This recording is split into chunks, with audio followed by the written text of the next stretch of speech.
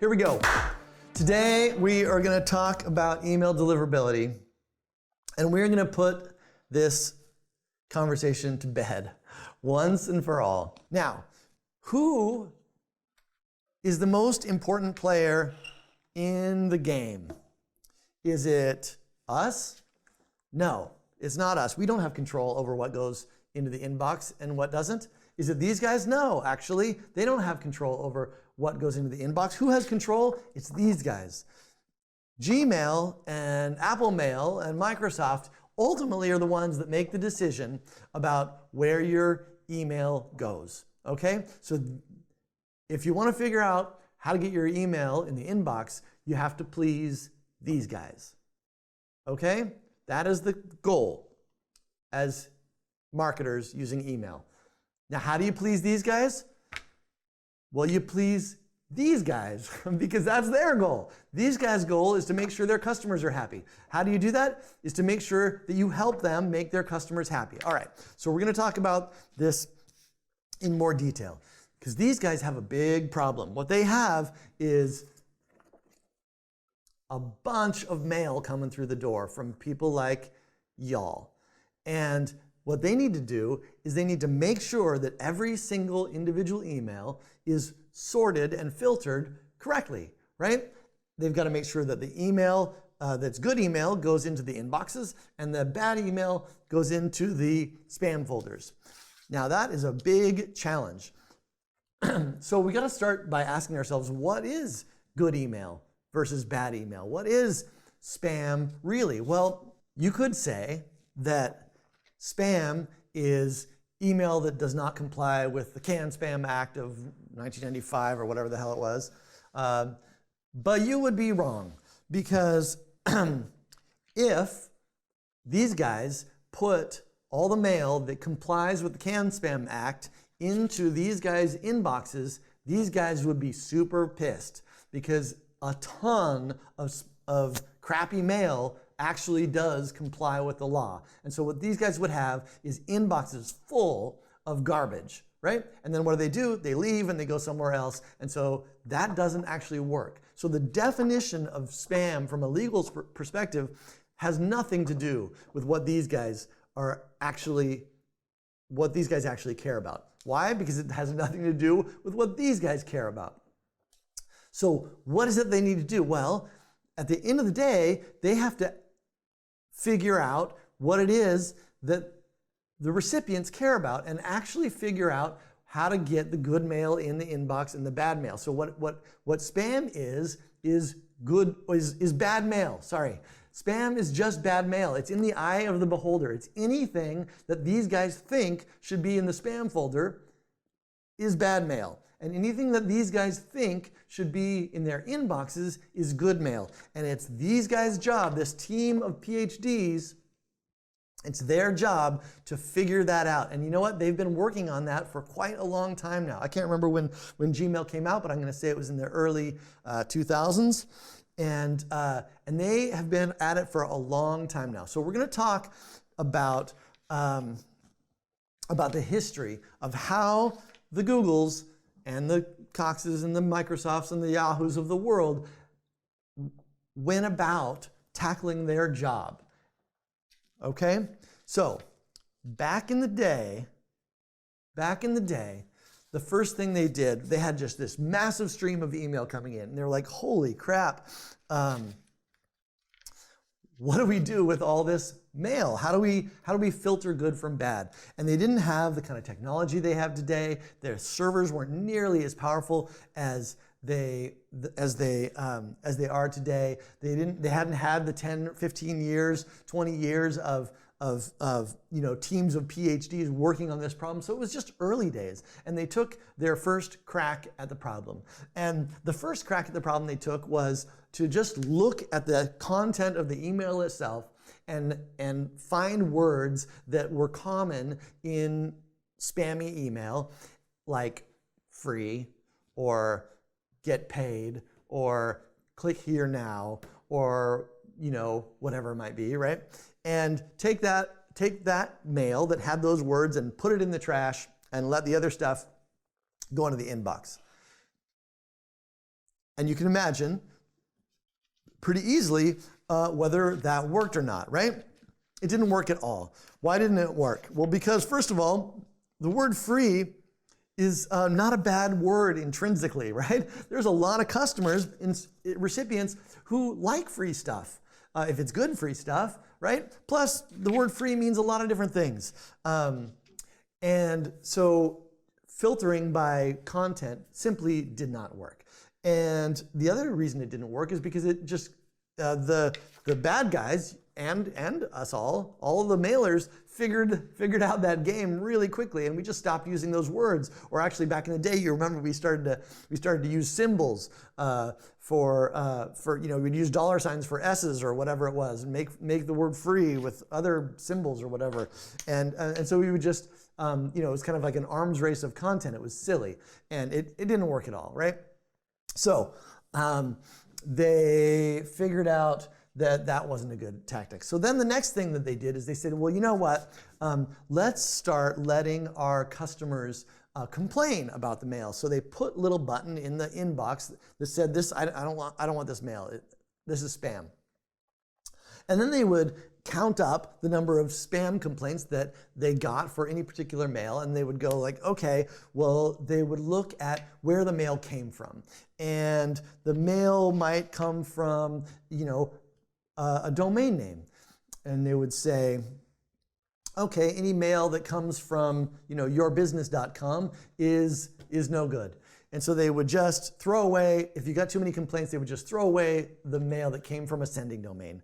And that didn't work either. So they would say, if it came from, a business that got a lot of complaints, they would just throw all that mail away. Why didn't that work? Well, a couple of reasons. The main one being that it was too easy to spoof emails. I can make my email look like it comes from anywhere, and I can change it every day of the week, right? So if you blocked me, I would just change the send from domain, and it would be a new game tomorrow. And so these guys would end up with spam in the inbox the very next day, and the problem was not solved. So send from domain does not work as a strategy to filter mail. Next thing they tried was IP address. And that started to work a little better, right? So they would say, okay, I'm not going to worry about send from domain. I'm going to worry about IP address, which is the internet's name of a particular server. And they would say, okay, if a bunch of mail comes from an IP address that is getting a lot of complaints, we're just going to block all the mail from that IP address. And that worked a little bit. All that it really did was it made people like yours and my's life a little bit harder, because it's actually not that challenging to change IP addresses either, quite honestly. The other problem is that it's one thing to keep spam out of the inbox, which is what that does, right? If you have some complaints coming from an IP address, well, you can just go like, I'm going to take all that email and put it in the spam box. Well, the problem with that is that these guys, all these PhDs are no dummies. They know where this email is coming from. It's coming from guys like us. And what they know is that we have two kind of customers, the good ones and the bad ones. And if they take the good mail that the recipients want and they trash that along with the bad mail, throw the baby out with the bathwater, that is, then what happens? Well, their customers are pissed because they expect to get mail from legitimate senders. And we all have both, right? We all have both. We have legitimate senders mostly, and then we are constantly under attack by spammers who are trying to get into our systems and break through. We have a bunch of stuff that we do, which I'll talk about in a minute, to keep spammers off our system. And we're constantly having to battle the spammers away. But sometimes they get through, right? That's just reality, is that we don't win every single battle. And so, but if Google et al.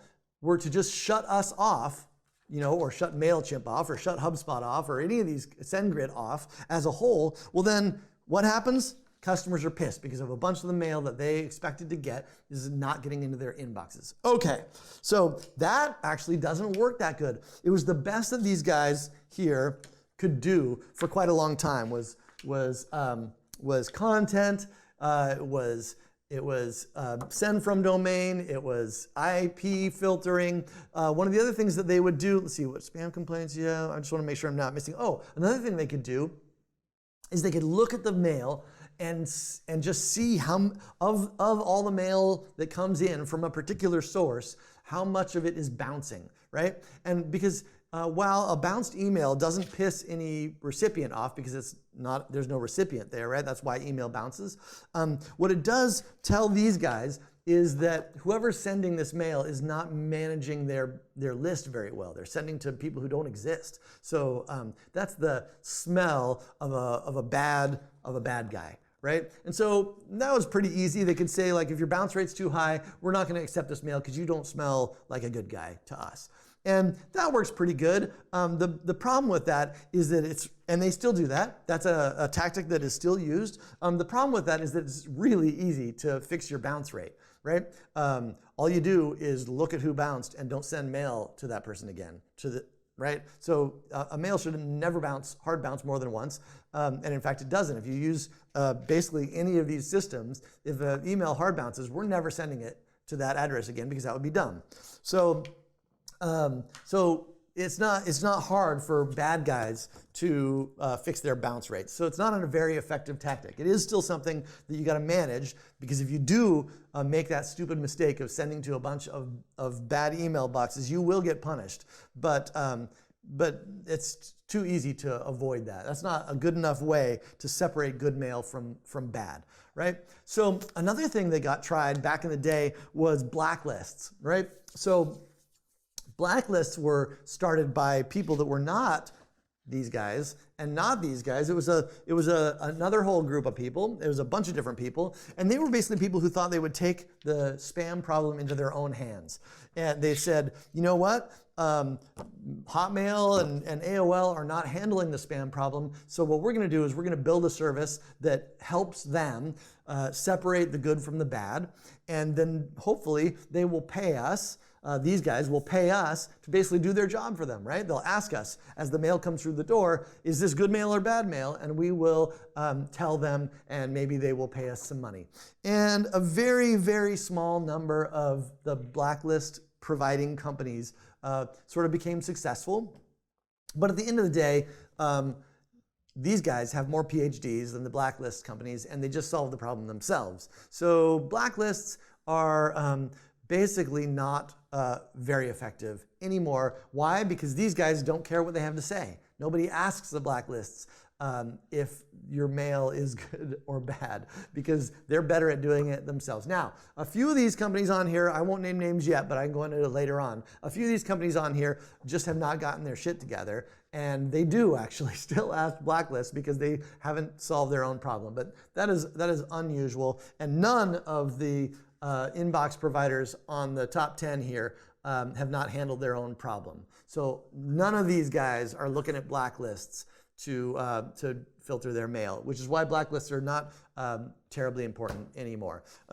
We do handle them as a part of our business. We do, kind of scan on a regular basis when we're on blacklists, and if they're, even remotely recognizable blacklists, then we'll email them and say, hey, take us off because you got this wrong, and they will. But it's really not an important part of anybody's job anymore. So none of that stuff worked. That's the prehistory of spam prevention. So if anybody is telling you that those are the things that worked, they kind of worked a little bit a long time ago, but I'm telling you, the PhDs got a lot better at solving this problem since those old days. Those things, all the stuff I just mentioned, maybe the exception of bounce rate and IP address, they don't work at all. And I will tell you, the IP address, it's very rarely the source of the problem. Why is that the case? Well, think about it. They know, these guys know that if they shut off an entire IP address or a range of IP addresses, because they kind of come in neighborhoods, they could shut off one sender, or they could shut off a whole neighborhood of senders. They know, these guys know that if they do that, they're shutting down not a particular customer, they're shutting down somebody's whole customer base, right? And so they're definitely going to be pissing off their own customers, because a bunch of good mail is going to get filtered out with the bad mail. So that's a very heavy cudgel to shut down an IP address.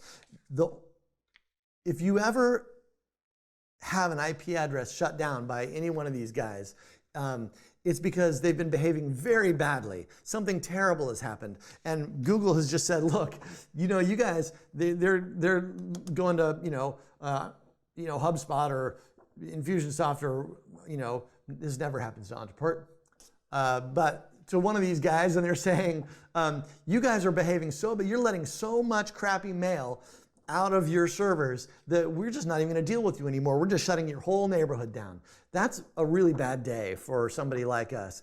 And when that happens, 90% of your mail is going to go to spam, and every customer on the entire platform is going to be screaming, and it's going to be all over the internet, and everybody's going to know about it, and it's a really, really bad thing. So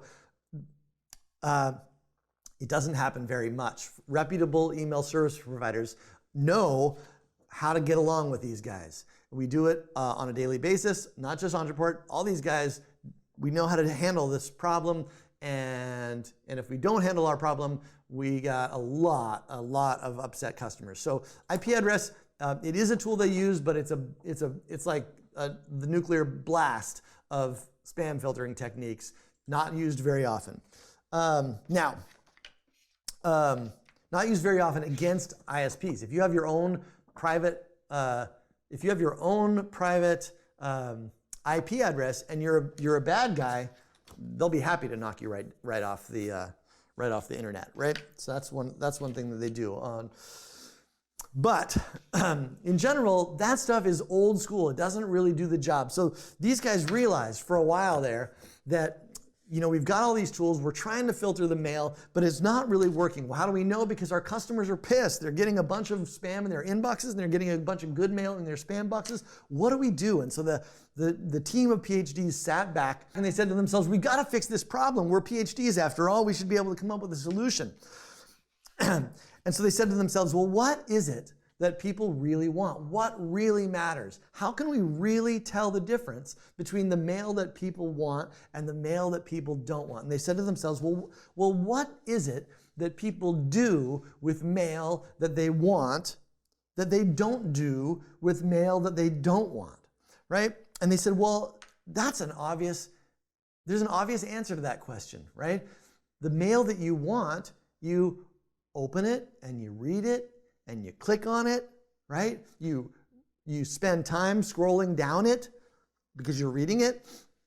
You click reply and you reply to it because it's somebody that it's in a conversation that you're trying to have. Maybe you forward it to a friend because it's an important bit of mail. Maybe you go find it in your spam folder and you pull it into your inbox, or in Gmail's case where you have multiple folders, maybe you take it out of your promotions folder and you drag it into your inbox. Those are the kinds of actions that individual customers are going to take with mail that they actually want to read, right? And the mail that they don't want to read, they're just going to scroll right by it. They're not even going to open it. Or if they do open it, they're just going to close it real quick, or they're going to throw it away real quick, or they're certainly not going to click on any of the links, right? They're not going to forward it to their friends, so they're not going to engage with that mail, right? And so that's what one PhD said. The answer is obvious, my friends. The mail that people want is going to get engaged with. And the 7 PhDs sitting next to them said, but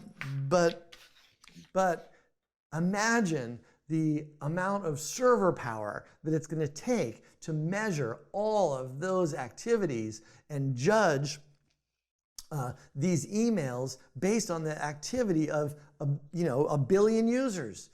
And then the first PhD said, but we're Google, and we can do that. And so they did.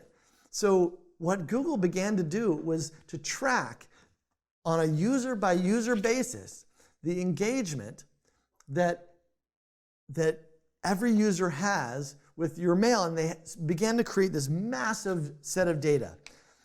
And what did they do? They took a bunch of mail, and they looked at it, and they said, well, these mails are getting engaged with, and these mails are not getting engaged with. Okay, that makes sense. Now, what do we do to punish the senders of mail that are not getting engaged with? Well, obviously, you put the mail in the spam box, right? That's a good question. But the harder question is, well, who do I punish, right? We've figured out now for sure which mail it is that people like and which email people don't like. And we can take averages across, right? If we see the same mail coming to 1,000 of our customers and 17% of them engage with it, that might be a good number, right? Because a lot of people just don't engage with mail, so that might actually be really good. If 0.2% engage with it, that might be really bad. So they kind of figured out what a good engagement rate is, and they can tell good from bad in general.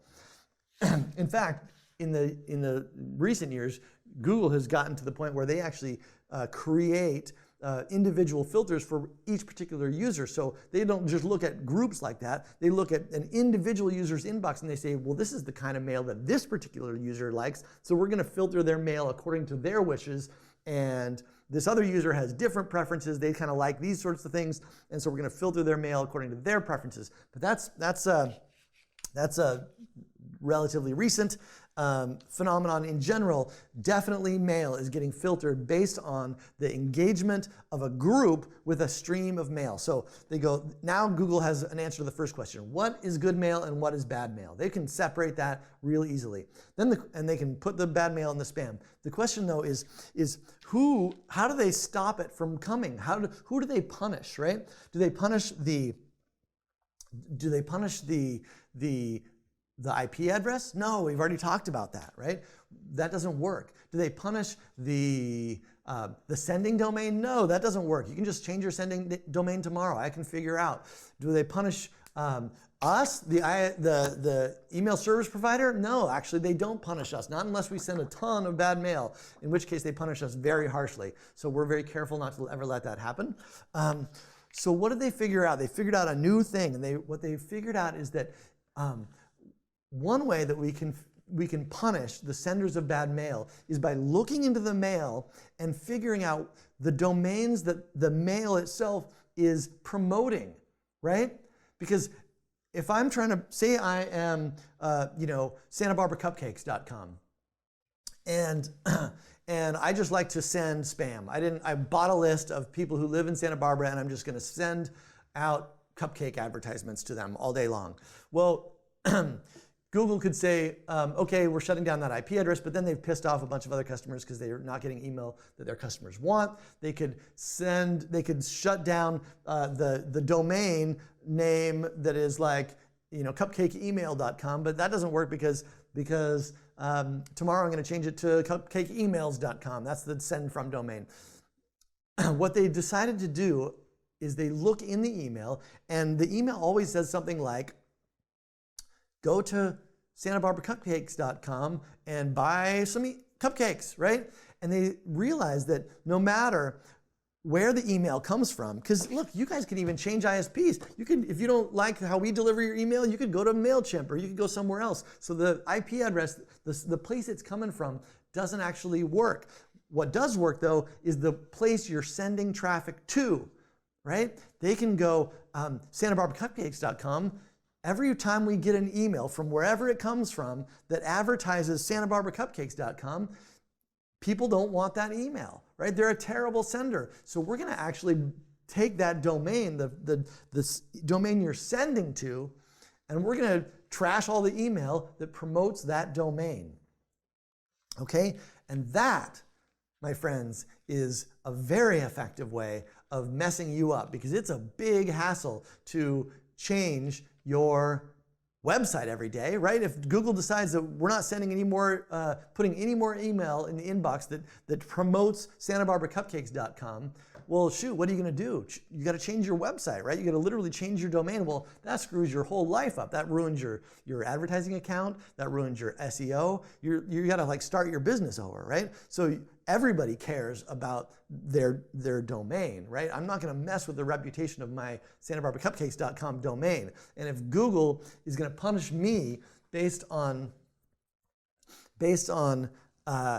the traffic that is being sent to that domain, well, shoot, I'm going to be careful about that traffic. And those two innovations, the ability to look at engagement on a per user basis and like add it up and average it, and the ability to punish individual domain holders, is what has completely changed the game for the users of services like Gmail. Because guess what? Those of us who've been around a while, we know that it used to suck. Email used to suck. We used to get all kinds of spam in our inboxes, and now we don't, right? Like most of the time, if you're a Google user, like they get it pretty good. They've got the problem pretty well knocked. So, is this all clear? Are you guys understanding the landscape now? You got PhDs that have figured out how to separate the good mail from the bad and to punish the offenders, the senders of bad mail, by nailing the domains. We've got recipients that are now happy. People like us, what do? We have to make sure that we don't get punished by these guys. And how we do that is to make sure that we have very few bad guys sending from our domains, right? So that's our job, is to just make sure that we keep spammers off our platform. And we do that in a lot of different ways. We do it by closely monitoring. It's a challenge. We have a challenge because none of us here have access to the engagement numbers. We don't know if people are engaging with your emails. We know opens and clicks, but we don't know reading, we don't know scrolling, we don't know replying, we don't know forwarding, we don't know any of that stuff. We don't know if they're dragging you from the spam folder into the inbox. So all we can look at is a few things. We can look at bounces, we can look at opens, we can look at clicks, and we can look at spam complaints. 4 things that we can look at, actually 5. We also look at your list, and we compare your list to bad lists that we've seen in the past. Whenever we get a bad guy on our system, and I would suspect, I don't know how our competitors run their businesses, but I suspect that we're not alone in doing this. That whenever we get a bad guy, we keep their list and we use it to compare every imported list that comes onto our platform. We go, does that look like a list we've seen before? And if that's why we do import reviews. If you guys have ever imported a list and had it held for review, that happens automatically because it gets compared to lists that we've seen before, and then we'll just like block you before you've ever sent anything. We also look at the kind of content you send. That's another thing that we can look at. Now, we don't care about words like free, right? Because we know that's not the issue. But if it's just like obvious spam, right? Like, if you go into your spam box and look at the kind of emails you get, there's a flavor to those things, right? Now, there's definitely some emails that don't look like spam that are in your spam box, because Google does a good job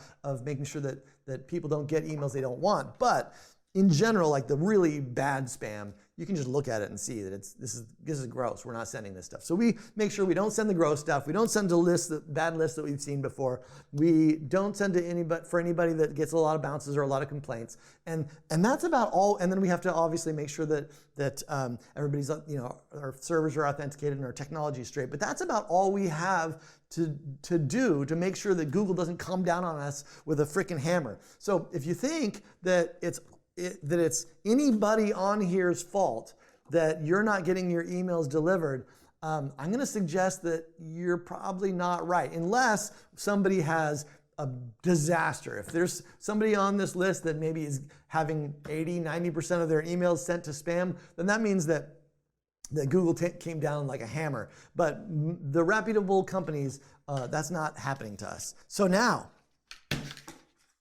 as senders, the next question is, okay, we're not talking about bad guys, we're talking about the good guys now, right? The people that are on this call and watching this video, I'm presuming that you guys are the good guys, because the bad guys are in the business of sending spam. They already know all this stuff, right? It's their business to try and beat the PhDs at Google. Good luck with that. It's very hard these days. Doesn't really work. Whoops. The good guys are the people that are listening to this call right now, to this whatever this is, and you're asking yourselves, well, okay, I understand that I've got to make the inbox providers happy. The PhDs at the inbox providers happy. How do I do that? I make the customers happy. So how do you get your email delivered? The answer is send email to people who want to receive it and get them to do things that look like engagement to the PhDs at Gmail. Okay? That is the answer to how you get emails delivered. Send email to people who want to receive it and send them email that they do want to receive. If you send people a bunch of email that they actually don't want in their inbox, then you are pitting yourself against teams of PhDs whose mission it is to shut you down. And you're going to lose that battle. You're going to lose that battle. We're not losing that battle. You're losing that battle. Okay? So if you send email to people who don't want it, or you send email that people who may have said they want to hear from you, but they don't like your emails, they don't care about it. Every time they get it, they're like, another pitch. I don't care about these people. They're just annoying. That's how you end up with terrible email delivery. And guess what? Switching to another service or switching to Ontraport because you heard we have good email delivery, it's not going to help you. What does Google do? Let's just start asking some questions. What does Google do when they see somebody who is sending a bunch of bad email that nobody cares about it? They start putting it in the promotions folder, then they start putting it in the spam folder, and then the customer, you guys go, Ontraport has terrible delivery, and then you go to, or Infusionsoft has terrible delivery, and then you decide to come to Ontraport. And what do? Now they see that same email promoting SantaBarbaraCupcakes.com, but it's coming from another place. Do you think it's hard for a team of PhDs to figure out what you've just done? No, it takes them about 1 second. They might give you the benefit of the doubt for a sec, right? They might go like, maybe they've turned over a new leaf. Maybe they cleaned up their list. But guess what? Like 7 seconds later, they're like, nope, back into the spam folder for you. So it is not hard for a team of PhDs to figure out that you're sending your email from a new service. Not hard at all. And they do it. Okay. The other thing that the PhDs at Google want to figure out, want to see how they're judging you, is whether people are engaging with your email. So send email they're going to engage with. Okay? Get them to click things. Get them to forward it. Get them to scroll down and read it. How do you do that? Don't be boring. Read emails that's useful. Send emails that's useful. Send email that's relevant. Don't send the same email to everybody. Only send email to the about stuff that individual users care about. If you know you have people with different interests on your list, then send them information about their interests. Get them to engage, get them to click, get them, if there's more information, valuable things that people, not stuff that you wish they would click because you want to sell them more stuff, but stuff they're actually going to click. So you really have to learn to put yourself in the shoes of the recipient and go like, if I was a recipient and I'm going through my inbox and I'm going about my day and my kids are yelling at me and I'm trying to get my work done and I'm blah, blah, blah, am I actually going to open this email and actually click on it? If the answer is no, then you're taking a risk by sending this stuff. Now, Google in particular is forgiving, and they will punish you if you screw this up, but they're not in the business of like shutting your legitimate business down permanently, right? The PhDs know that the owner of Santa Barbara Cupcakes may not have a perfect understanding of the world of email deliverability, and you might make a mistake. And so when you make a mistake, they're gonna put your email in spam because they care a lot more about their customers than they care about you. That is for sure. This is number one for them, right? So they're gonna put your email in the spam folder, or they're gonna block it outright, or they're gonna put it in the promotions folder, or whatever they do. But It's not a permanent sentence. And they keep watching, and if you clean up your act and start sending mail to people who engage with it, if you get some customers that go in and find the email and click on it, they're going to give you a second chance. So it's not a death sentence. You can clean up your act. Now that we have a sense of how the world works, I'm going to just go through a bunch of questions that we get all the time and imagine how I could figure out the answers myself based on the understanding of the universe of email delivery that we now have. So for example, I want to buy a list of email addresses. Somebody offered to sell me a list of email addresses. What should I do? Okay, think about that for a second. You buy a list of people's email addresses who have never heard from you, who are likely not interested in hearing from you, and you send them out. What is going to happen? They're not going to be engaged. Your email is going to go to spam, and your domain's going to get punished. It's that simple, right? That's why we don't let you do that. That's why you should never do that. It is not a winning strategy. It's your domain that's going to get punished, rather. You're not going to get it's going to be more expensive for you to run ads if you send bad email. It's going to be impossible for you to get SEO if you send bad email. It is crucial that you manage the reputation of your domain because email is just another traffic source. Okay, good. Let's see, here's another question. What about buying a list? I answered that. What about my content? My content, can I say free? Can I say sex, drugs, and rock and roll? Can I say, buy now in my email? Well, think about that. Okay, the email comes through. What does Google want to do? They want to make sure that you get the email that you want and that you don't get the email you want. Guess what? Some people want email about sex. And some people want email about CBD. And some people want email about guns. And these guys want to make sure that if you are one of the people that wants information about CBD and guns and sex all at the same time, that you get your email. Because if you don't, you're going to be pissed at who? At Gmail, right? So does the content matter? No, it does not matter in terms of getting filtered on a whole. That's why Ontraport has never seen a reason to not take businesses that are in a particular industry. We take people that sell CBD. We take people that sell anything legal, right? Obviously, we don't take anything that is illegal. We do notice, and I bet you the PhDs at the ISPs also notice that certain industries tend to have emailers who are better than others, right? So if you, we don't take pills because you're not allowed to sell pills on the internet, obviously. But if you, if you send email about CBD or you send email about sex, they are going to look at you closer to make sure that it's legitimate. We're going to look at you closer to make sure it's legitimate. We're going to take a look at your list and make sure that you actually built a business that is, and you have a list that's full of people who are interested in learning more about sex or whatever it might be, right? If you're just sending out, a bunch of erectile dysfunction ads to a random list of dudes, then that's not going to work. They're going to know it. We're going to know it. It's not going to work. If you have a legitimate business about whatever it is, you can absolutely have a legitimate business about whatever it is. Now,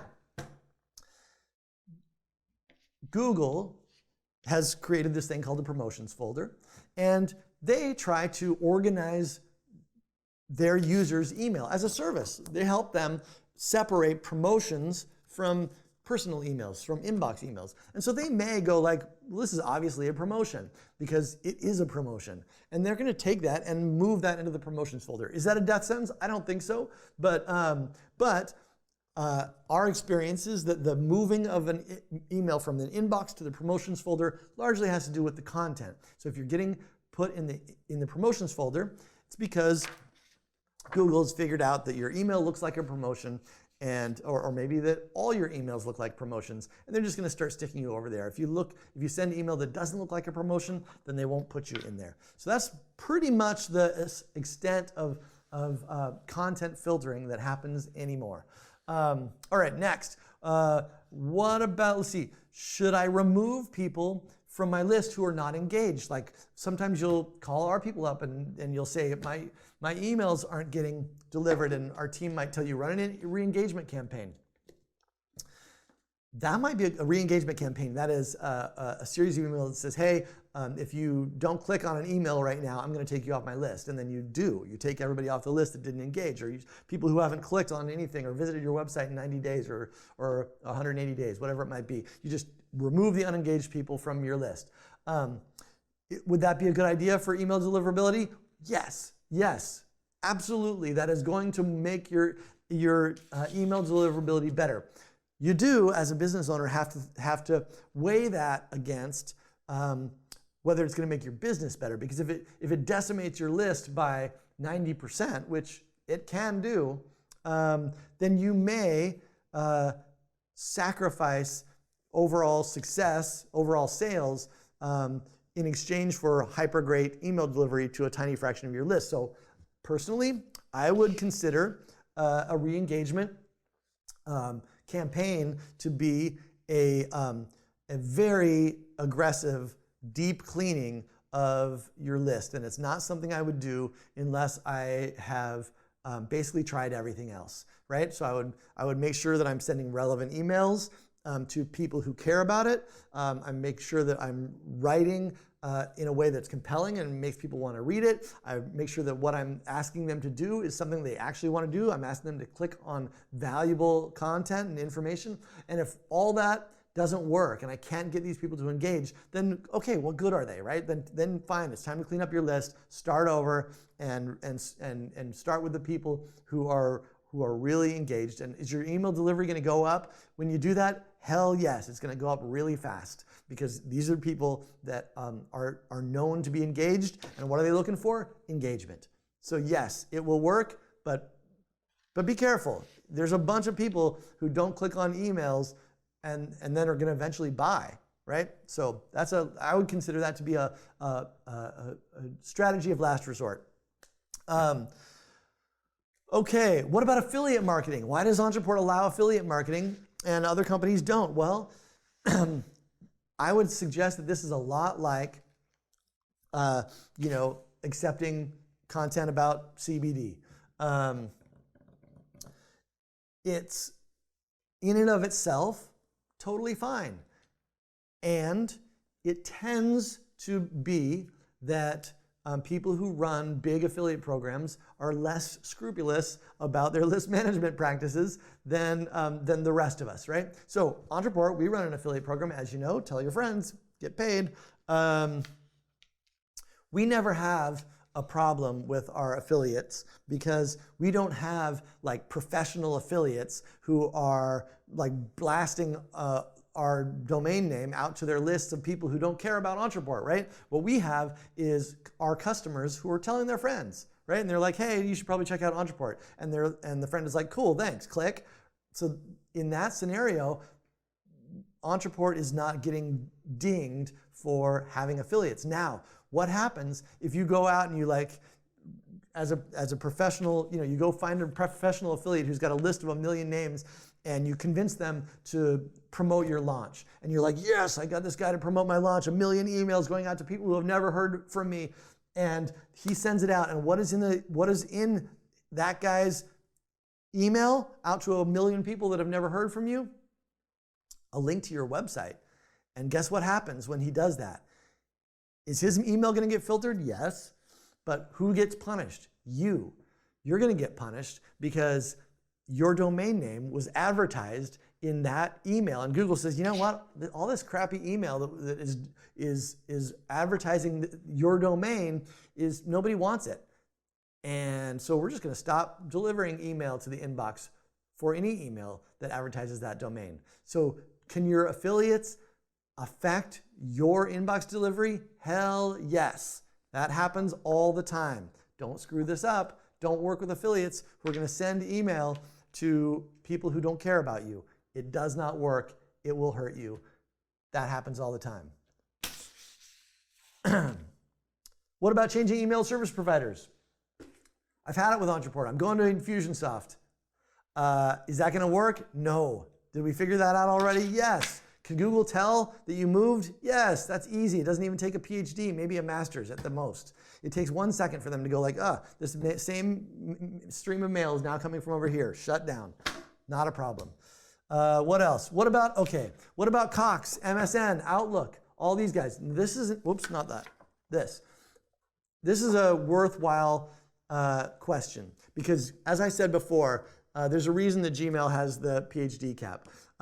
Not all of these inbox providers are created equal. In fact, they are created very unequally. And as I said at the beginning, Gmail is way ahead of the pack when it comes to filtering email successfully. What does that mean? Well, it means that these guys like Gmail and Apple Mail a lot better than they like all these other ones, which is why all these other ones represent like 1% or less of all the inboxes on Earth. Now, a particularly couple of egregious losers on this list are people like Cox and Hotmail and MSN. Those guys over at Microsoft, I think that they just gave up on having an email product that works a long time ago because they still are living in the dark ages when it comes to filtering email successfully for their clients. And so sad for the people who have Hotmail addresses or Cox addresses or MSN addresses, because what happens? They get all kinds of spam in their inbox and they are missing all kinds of email that they want. Sucks for them. They probably just think that that's how email is. We should turn them on to getting a real email inbox that actually knows what it's doing. It's a bummer because these guys use all sorts of, kludgy, crappy tools for filtering email, such as shutting down IP addresses, such as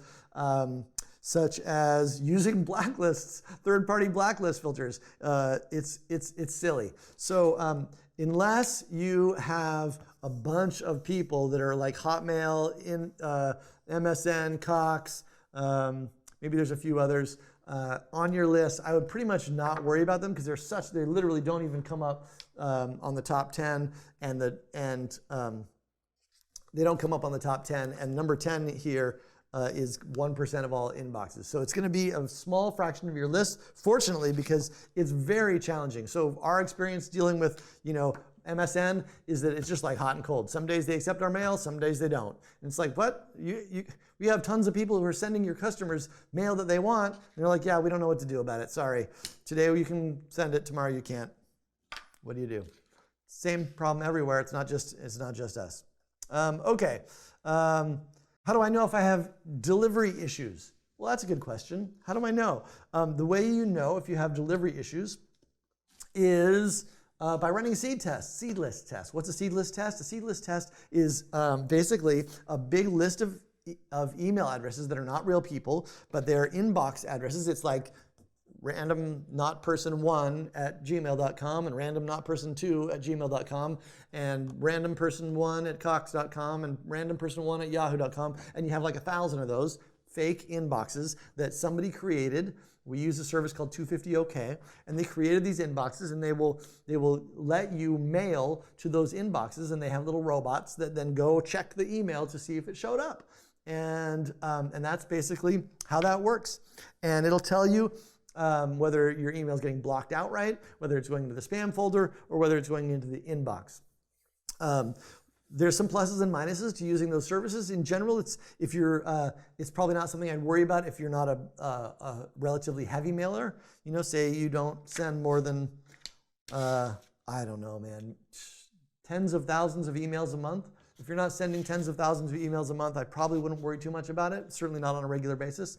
But in general, if you are, it might be worthwhile. Now, one thing to appreciate about inbox tests is that the people who run them, 250OK, they don't ever touch the emails in the inbox, so they've never been engaged with. None of your emails will get engaged with in a seed list inbox, which means that Google is not learning on an individual by individual basis in those boxes whether you are a good email or bad. They're judging based on what other inboxes are doing. So it's going to give you a kind of sense of what a new client on your list might experience. What it won't do is give you a sense of what existing clients on your list are experiencing, because if they have engaged with your email in the past, they're going to get it in their email inbox most likely. So valuable tool. We offer that service. You can talk to our postmasters, postmaster@ontraport.com, and get that set up. There's a fee for those tests, but you can send them right through your Ontraport account and see what's working and what's not. Okay. So let's see. I think that's pretty much what I had to say. If you have other specific questions, what about redirect links? Okay, yeah, Ali, great question. This is a perfect example. You don't anymore need to come to anybody's online forum and ask, what about redirect links? Why? Because you can just sit back and look inside and say to yourself, if I were a team of PhDs at Google, and am I going to get tricked by some schmuck who thinks they're going to trick me because I redirected my traffic through a redirect link? Is that like, am I suddenly going to not do my job for my customers because some guy uses a new redirect every week? Would that be hard for me to figure out if somebody's using a redirect link? I think the answer should be obvious. No, a team of PhDs is going to figure that out in 1 second. They're going to punish the end destination. However many redirects you do, they don't care about all that. They're going to punish the destination of the traffic, because anything else would be dumb, and teams of PhDs aren't dumb. Boom. Okay, what about double opt-in? Great question. Double opt-in.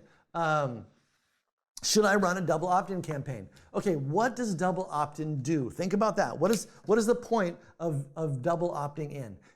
It's obviously making it harder for your recipients to receive your email, right? Because now I have to sign up, I have to go click, and then I have to go find your email in my inbox, and then I have to click it. Makes it harder, and you're going to lose. I'm going to say, as an industry average, you're going to lose 1/3 of your opt-ins. And Brad or anybody who's on here,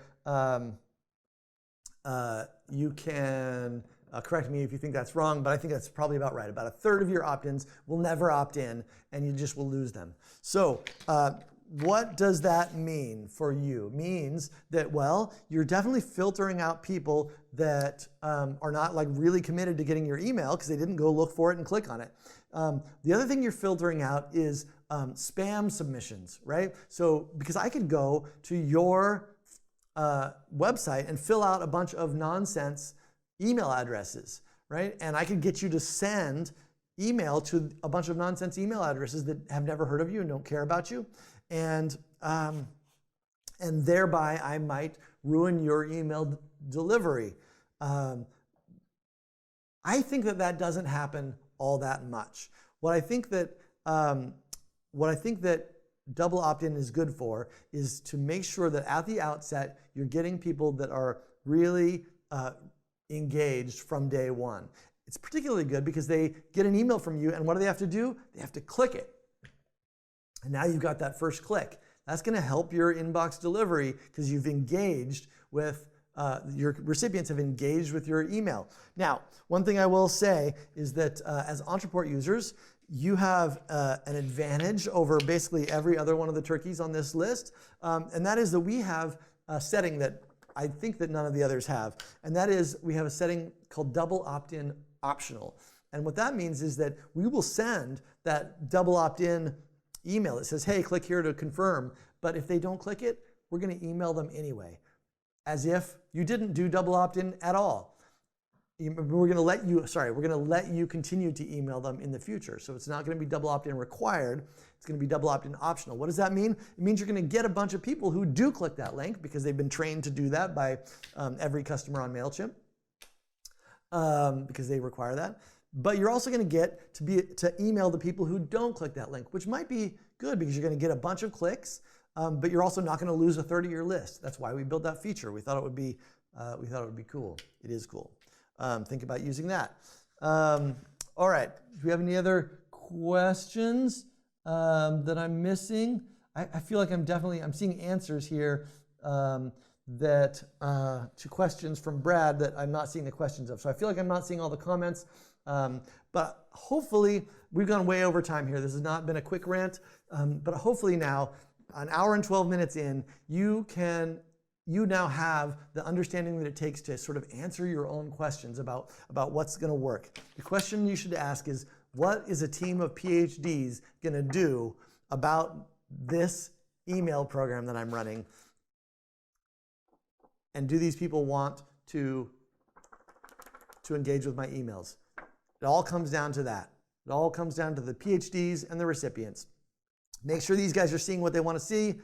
The way you do that is by sending an email that these guys want to get and that they engage with. That is the long and the short of email deliverability in 2019 and beyond, let me tell you. All right, that's it, guys. Thanks very much for joining. I hope this helped, and we will catch you next week.